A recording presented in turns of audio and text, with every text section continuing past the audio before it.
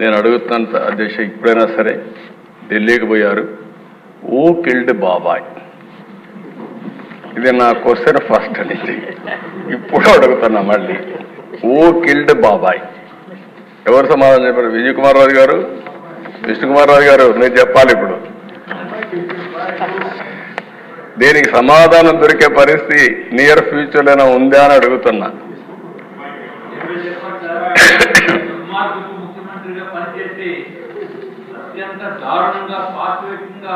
చేసిన పనికి ప్రపంచ దేశాల్లో నియంతృత్వ పరిపాలన చేసే వాళ్ళు కూడా సిగ్గుపడే పరిస్థితి వచ్చింది.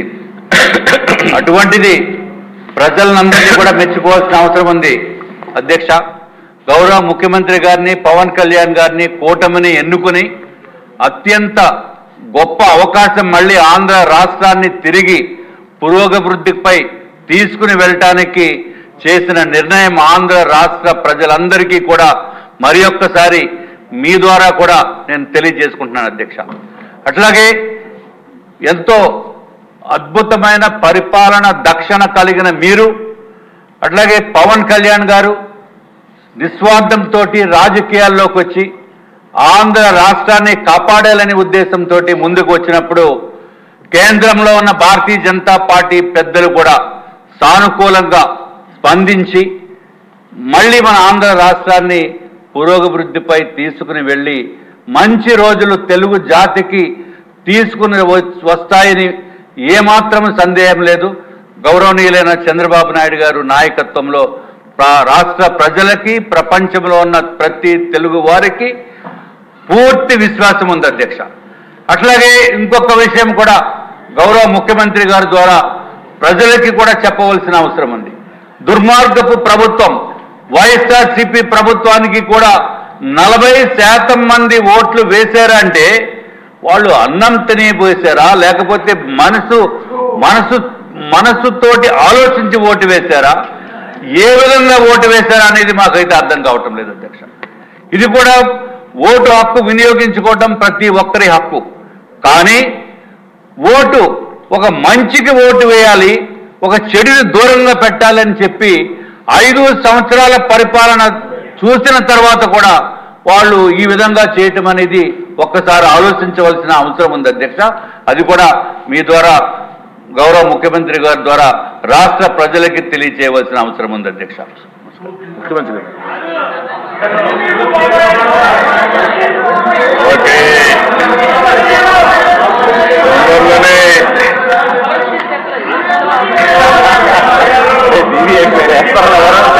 అధ్యక్ష అధ్యక్ష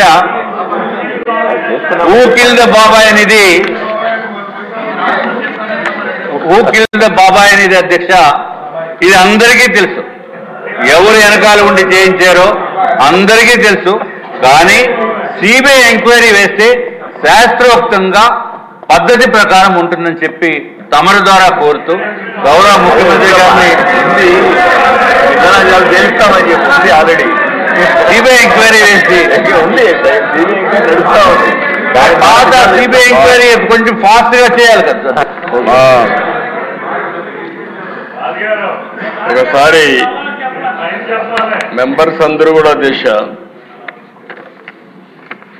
మేము ఎలక్షన్లో క్వశ్చన్ చేసిందే హూ కిల్డ్ బాబాయ్ అని. ఇంకా జవాబు రాలేదు, తొందరలో జవాబు కూడా వస్తుంది, దాంట్లో సందేహం లేదు అధ్యక్ష. ఇది ఒక కేస్ స్టడీ. నేను 40 ఏళ్ళు రాజకీయాల్లో ఉన్నా, 14 ఏళ్ళు సీఎంగా ఉన్నా. నేను చాలామంది ముఖ్యమంత్రులను చూసా. ఇప్పుడే విష్ణుకుమార్ రాజు చెప్పినట్టు ఒక వ్యక్తి ఏ విధంగా చేస్తాడో వివేకానంద రెడ్డి మర్డర్ ఒక ఎగ్జాంపుల్. ఎన్ని ట్విస్టులు తిరిగాయో రెండో ఎగ్జాంపుల్. కడాన ఎవడైతే అక్కడ సిఐ సీన్లో ఉన్నాడో మర్డర్ జరిగిన తర్వాత ఫస్ట్ వెళ్ళాడు. ఈ క్లీన్ చేసే ఆపరేషన్స్ అన్ని చూసిన తర్వాత అతను సిబిఐకి ఇన్ఫర్మేషన్ ఇవ్వడానికి సిద్ధపడితే ప్రభుత్వ దుర్వినియోగంతో అతనికి ప్రమోషన్ ఇచ్చి సిఐ నుంచి డిఎస్పీ తిరిగి సిబిఐ పైనే ఆరోపణలు చేసే పరిస్థితికి వచ్చారు.